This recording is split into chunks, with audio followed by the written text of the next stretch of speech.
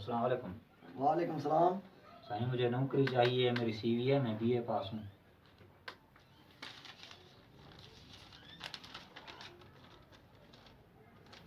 तेरे को पता नहीं है वजीर आजम ने ऐलान कर दिया कि ड्यूटियां अभी बंद हैं।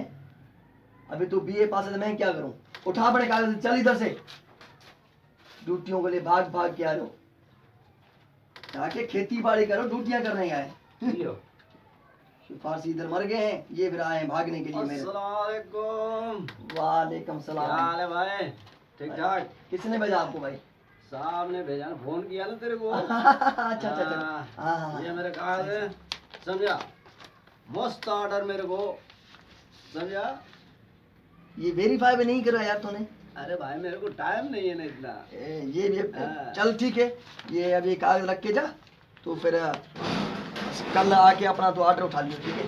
ठीक तेरा है। ऑर्डर बस पक्का है, तू चला जा। कल आऊंगा फाइनल। आप हाँ सर, फिर मेरे को बोलना है कि नहीं कल नहीं परसों। हाँ नहीं नहीं, तेरा इंशाल्लाह कल काम हो ठीक जाएगा। है, जा जा, ठीक है ठीक है ठीक है, माशाल्लाह माशाल्लाह माशाल्लाह। अच्छे के हैं तो ज्यादती, हम तो मेरठ का ही लताड़ कर रहे हैं, क्या करें, हमारी मजबूरी है।